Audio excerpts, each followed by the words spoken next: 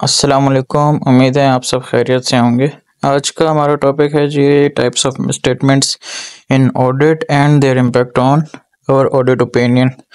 अब different types की statements होती हैं हमारे पास एक्सटर्नल ऑडिट में, और ज़्यादातर लोगों को जो है मतलब इसका आइडिया नहीं है। मतलब नेचर ऑफ स्टेटमेंट्स तो हमें इतना आइडिया होता है कि मटेरियल मिसस्टेटमेंट है या एडवर्स है, परवेसिव स्टेटमेंट है, तो जो है उस पे ऑडिट ओपिनियन पे क्या इम्पेक्ट होगा। लेकिन उसमें जो है मतलब डिफरेंट टाइप्स भी होती हैं स्टेटमेंट्स की, तो उसको आज डिस्कस करेंगे। और उनका डिफरेंट टाइप्स का जो है स्टेटमेंट्स का इम्पेक्ट भी होता है different on our audit opinion, उसको डिफरेंट तरीके से डील करना होता है।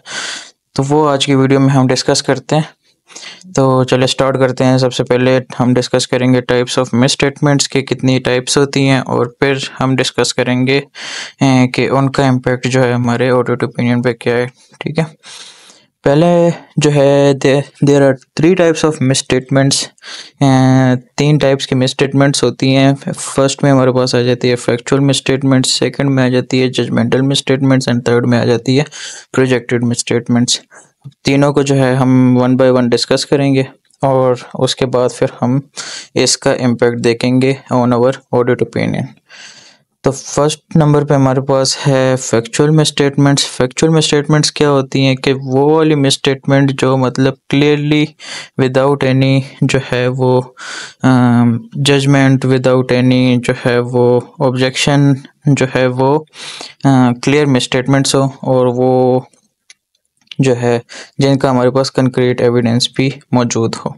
तो वो जो है हमारी फैक्चुअल स्टेटमेंट्स होती हैं जिसमें मतलब कोई डाउट ना हो कि ये इसमें कोई मतलब वो मैनेजमेंट की तरफ से या ऑडिटर की तरफ से कोई इसमें डाउट ना हो। मैनेजमेंट भी जो है वो क्लियरली उसको स्टेटमेंट्स कहे, और ऑडिटर भी जो है उसको आइडेंटिफाई करें, उसके पास क्लियर कंक्रीट एविडेंस हो, और उसकी बेस पर वो उसको स्टेटमेंट्स आइडेंटिफाई कर लें। सेकंड नंबर पे हमारे पास है जी जजमेंटल स्टेटमेंट। जजमेंटल स्टेटमेंट्स अब वो वाली स्टेटमेंट्स होती हैं जो हमारे जजमेंट में जो है एक्सटर्नल ऑडिटर्स के जजमेंट में डिफरेंट हो, और मैनेजमेंट जो है उसके जजमेंट में डिफरेंट हो, तो वो जो है उसको हम कहते हैं जजमेंटल स्टेटमेंट्स।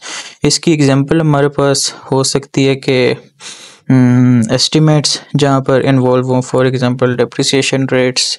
हम जो है मतलब ऑडिटर्स उसको कहे कि ये डेप्रिसिएशन रेट जो है वो उनके अकॉर्डिंग 10% होना चाहिए। मैनेजमेंट कहे कि हमारे जजमेंट के मुताबिक जो है इसको 20% होना चाहिए। तो इसको हम कह सकते हैं कि जजमेंटल स्टेटमेंट्स। तो ये हमारे पास होती हैं जिसमें एस्टिमेट्स इन्वॉल्व हो, और हमारे एक्सटर्नल ऑडिटर और मैनेजमेंट के जजमेंट में डिफरेंसेस जहाँ पे अराइज हों, तो उसको हम जजमेंटल स्टेटमेंट कहते हैं जी। थर्ड में हमारे पास है प्रोजेक्टेड स्टेटमेंट्स। अब प्रोजेक्टेड स्टेटमेंट्स वो होती हैं कि आपने जो है सुना होगा कि जो है एक्सटर्नल ऑडिट में हम सैंपल को सिलेक्ट करते हैं और उस पर अपने जो है ऑडिट प्रोसीजर परफॉर्म करते हैं। अब टोटल पॉपुलेशन फॉर एग्जांपल 100 है, उसमें हमने 20 का सैंपल पिक किया। 20 के सैंपल में हमें जो है मतलब 5% जो है वो मिसस्टेटमेंट्स आइडेंटिफाई हुई हैं कि 20 जो उनका सैंपल है टोटल पॉपुलेशन में, उसमें 5% जो है वो मिसस्टेटमेंट्स हैं। उस 5% को हम जो है 100% पे जो है वो 100 ओवरऑल पॉपुलेशन पे जब हम एक्स्ट्रापोलेट करते हैं, फॉर एग्जांपल जो है 100 अमाउंट की जो है वो मिसस्टेटमेंट थी, 5% जो है वो 100 अमाउंट की जो है टोटल पॉपुलेशन है, और उसमें 5% हमारे पास जो है मिसस्टेटमेंट्स निकली हैं। तो 100 का हम 5% लेंगे तो 5 हमारा टोटल जो है वो प्रोजेक्टेड मिसस्टेटमेंट्स हम उसको कह सकते हैं। ठीक है, तो ये डिफरेंट टाइप्स ऑफ मिसस्टेटमेंट्स थी जिसको हमने डिस्कस किया, और इन तीनों का जो है वो ऑडिट ओपिनियन पे हमारा डिफरेंट इम्पैक्ट होता है। तो अब वन बाय वन डिस्कस करते हैं कि इसको हम इन तीनों में से कोई भी मिसस्टेटमेंट्स हमारे पास अराइज होती है तो उसमें हमें आगे फिर प्लान ऑफ एक्शन हमारा क्या होना चाहिए और उसको किस तरह डील करना चाहिए और ऑडिट रिपोर्ट में। ठीक है, तो अभी हमारा टॉपिक है impact of different types of misstatements on audit opinion. First में जैसे हमने पढ़ा था कि फैक्चुअल मिसस्टेटमेंट्स किस टाइप की मिसस्टेटमेंट्स होती हैं। अब जैसे मैंने बताया था कि वो क्लियरली जो है वो मिसस्टेटमेंट्स होती हैं without any doubt, without any objection. तो उसको जो है हम नॉर्मली डील करेंगे। जैसे आपको भी आइडिया होगा कि अगर मटेरियल नहीं है तो जो है इसका मतलब हमारी financial statement free from material में स्टेटमेंट है, तो उसमें हम अनमोडिफाइड ओपिनियन ही देंगे। सेकंड में हमारे पास आ जाता है अगर फैक्चुअल में स्टेटमेंट्स अगर मटेरियल है बट नॉट परवेसिव, तो उस केस में आपको आइडिया होगा कि हम क्वालिफाइड ओपिनियन जो है वो इशू करते हैं। और थर्ड में हमारे पास आ जाता है कि वो स्टेटमेंट्स मटेरियल भी एंड परवेसिव भी है, तो इस केस में हम एडवर्स ओपिनियन जो है वो इशू करते हैं।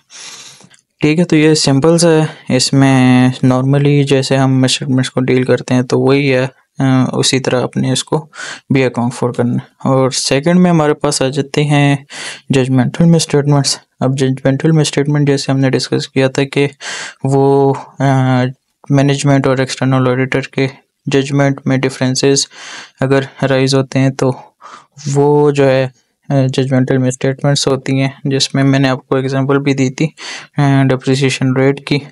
तो इसमें हम जो है मतलब सबसे पहले प्लान ऑफ एक्शन हमारा होना चाहिए कि हम जो है इस तरह की मिसस्टेटमेंट्स अगर आइडेंटिफाई होती हैं तो हम गेट एक्सपर्ट ओपिनियन एस्टिमेट कि हम किसी एक्सपर्ट से जो है वो चाहे मैनेजमेंट एक्सपर्ट हो या ऑडिटर एक्सपर्ट हो, हम उससे जो है मतलब उनको एंगेज करें अपने ऑडिट में और उनसे एक्सपर्ट ओपिनियन ले उस पर्टिकुलर मिसस्टेटमेंट्स के से रिलेटेड।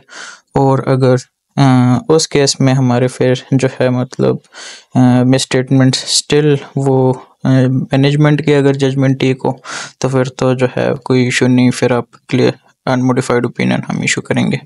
बट अगर वो जो है ये एक्सपर्ट जो है हमारे हक में जो है वो ऑडिटर के हक में वो बता देता है, ओपिनियन दे देता है कि ऑडिटर जो है उसकी जजमेंट ठीक है, तो उस केस में फिर हम वही अगेन ये मटेरियल हम देखेंगे कि वो जजमेंटल में स्टेटमेंट हमारी मटेरियल है या इमटेरियल है या मटेरियल एंड परवेसिव बोथ। तो उस केस में जैसे हमने डिस्कस किया था तो वो हम उसके रेलेवेंट फिर ऑडिट ओपिनियन इशू करेंगे।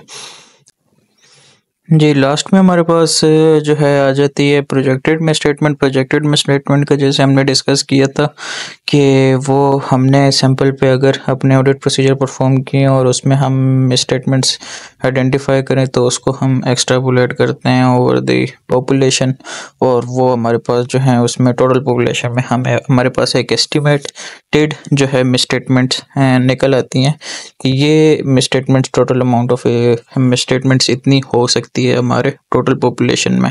तो उस केस में जैसे हम उसमें गारंटी नहीं होती कि कंफर्म नहीं होता कि बाकी जो सी पॉपुलेशन है उसमें भी वैसे मिसस्टेटमेंट्स है या नहीं है, तो उस केस में हमारा जो है नेक्स्ट प्लान ऑफ एक्शन हमारे होना चाहिए कि परफॉर्म एडिशनल ऑडिट प्रोसीजर्स। कि हम फॉर एग्जांपल 100 पॉपुलेशन है उसमें हमने जो है वो मिसस्टेटमेंट्स आइडेंटिफाई किए हैं और जो कि हमारे सैंपल के जो है 5% है, उस 5% को हम टोटल एक्सट्रापोलेट करेंगे 100 पे, और वो हम जो है टोटल मिसस्टेटमेंट्स हमारे पास वहाँ से कैलकुलेट होगी।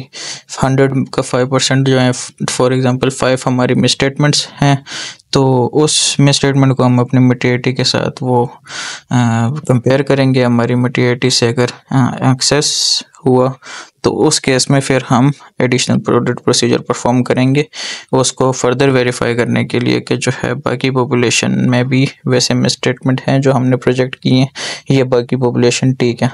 तो उस केस में जब हम टेस्ट कर लेंगे और उसके बाद हम जो है आइडेंटिफाई कर लेते हैं कि मटेरियल मिसस्टेटमेंट है तो फिर क्वालिफाइड ओपिनियन, मटेरियल पर वैसे बहुत तो फिर एडवर्स ओपिनियन, और अगर इमटेरियल है तो फिर अनमोडिफाइड ओपिनियन।